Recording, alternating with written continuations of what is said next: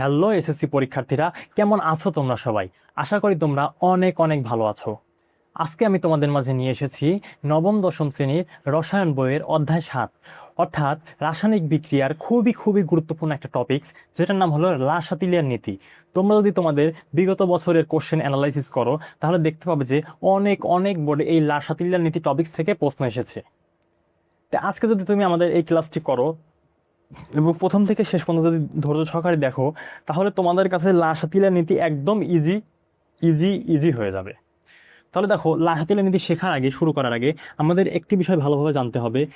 কয়েকটা বিষয়, যেমন হচ্ছে রাসায়নিক সাম্যাবস্থা কাকে বলে, বা বিক্রিয়ার হার বা গতিবেগ আসলে কি, বা উহমুখী বিক্রিয়া কি, তাপ উৎপাদী তাপহারী বিক্রিয়া এ সম্পর্কে কি আমাদের আগে একটু পরিচিত হতে হবে। তাহলে আমাদের কাছে কি লাসাতিলিয়ার নীতির যে সংজ্ঞা আছে বলো, লাসাতিলিয়ার নীতির যে সব শব্দগুলো আছে আমাদের কাছে কি হবে, সহজ হবে, সহজ।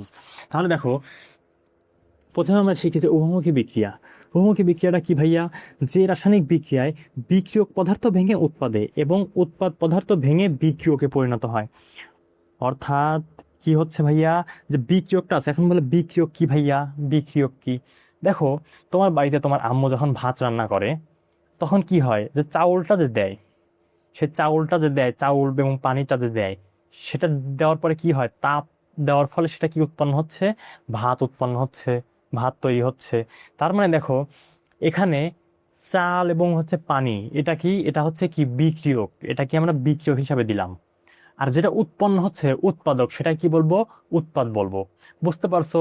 আশা করি বুঝতে পারছো। তো দেখো, এখানে আমি কি করছি, এখানে দেখো হাইড্রোজেন এবং হচ্ছে আয়োডিন, হাইড্রোজেন এবং আয়োডিন বিক্রিয়ক হিসাবে দিয়েছি।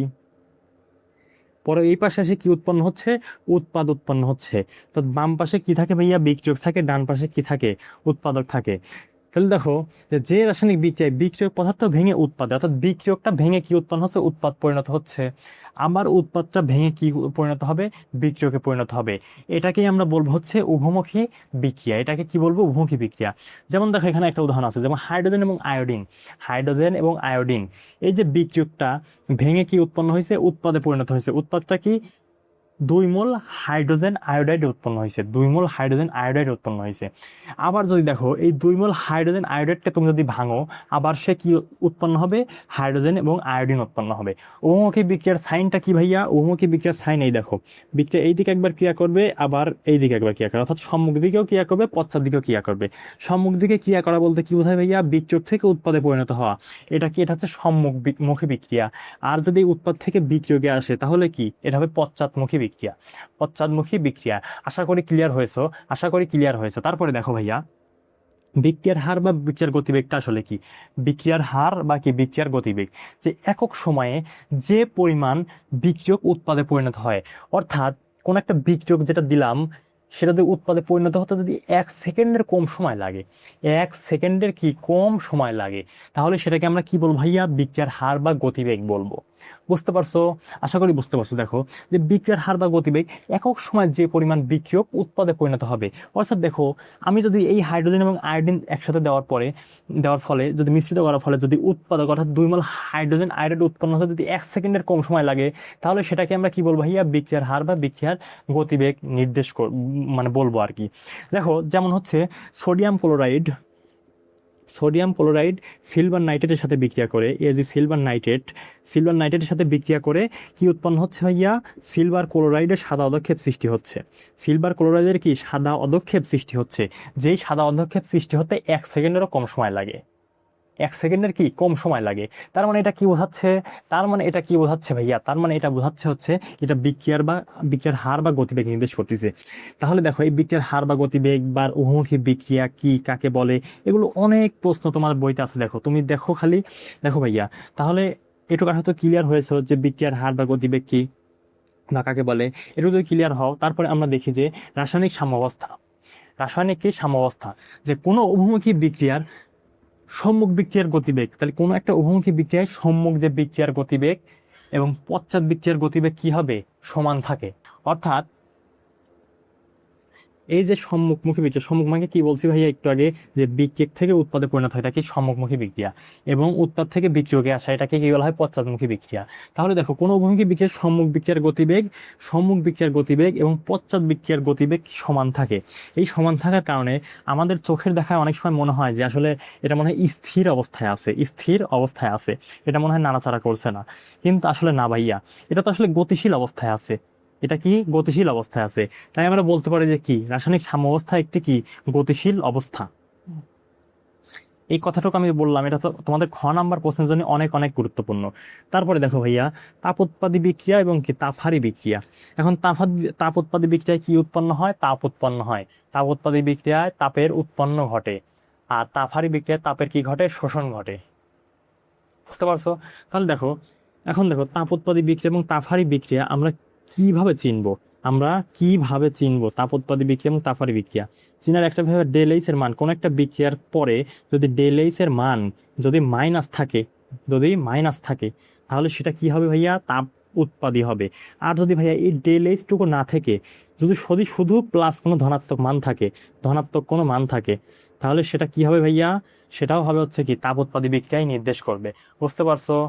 দেখো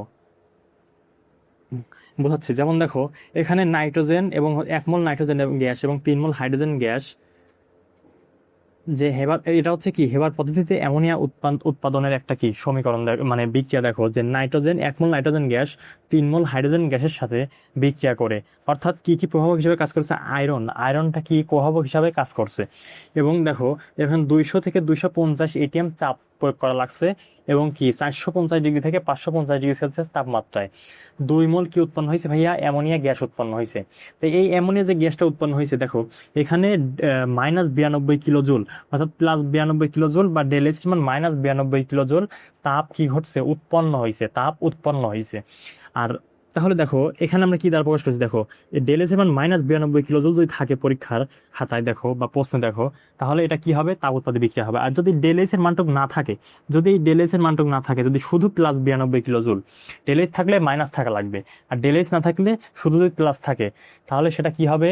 সেটা বলবে তাপ উৎপাদী বিক্রিয়া, অর্থাৎ তাপ উৎপাদী বিক্রিয়া নির্দেশ করবে। আর তাপহারী বিক্রিয়ার ক্ষেত্রে কি হবে ভাইয়া? বললাম তাপের শোষণ ঘটে। তাহলে এখানে কি দেখো, তাপহারী বিক্রিয়া চিনবে কিভাবে? ডেল এইচ এর মান কি হবে ভাইয়া? ধনাত্মক হবে।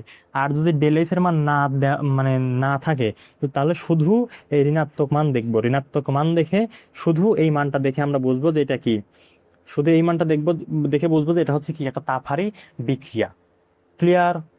যেমন নাইট্রোজেন গ্যাস এবং অক্সিজেন গ্যাস এর সাথে 1 মোল নাইট্রোজেন গ্যাস এবং 1 মোল অক্সিজেন গ্যাস, এরা পরস্পরের সাথে বিক্রিয়া করে কি উৎপন্ন হয়েছে? 2 মোল নাইট্রোজেন অক্সাইড গ্যাস উৎপন্ন হয়েছে। 2 মোল কি নাইট্রিক অক্সাইড কি গ্যাস উৎপন্ন হয়েছে।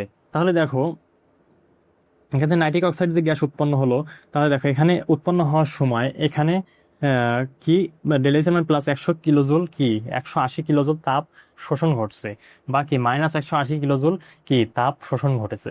বুঝতে পারছো? দেখো ডেলিসিয়াম +180 কিলোজুল, আর ডেলিস না থাকলে -180 কিলোজুলও তো কি কি তাই। আশা করি বুঝতে পারছো। ক্লিয়ার।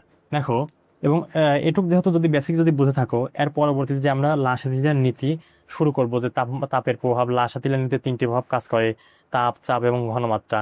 এর প্রভাব সম্পর্কে আলোচনা করব, যেটা থেকে প্রশ্ন সৃজনশীলে আসেই ভাইয়া, সম্ভাবনা 99%। তাহলে দেখো এই ক্লাসটি যদি দেখার পরে ওই ক্লাসটি যদি আমার করো, পরবর্তী ক্লাসটি যদি করো, তাহলে তোমার কাছে একদম পানি হয়ে যাবে, সবকিছু একদম পান্তা ভাত হয়ে যাবে। দেখো আজকের মতো এতটুকুই থাকলো।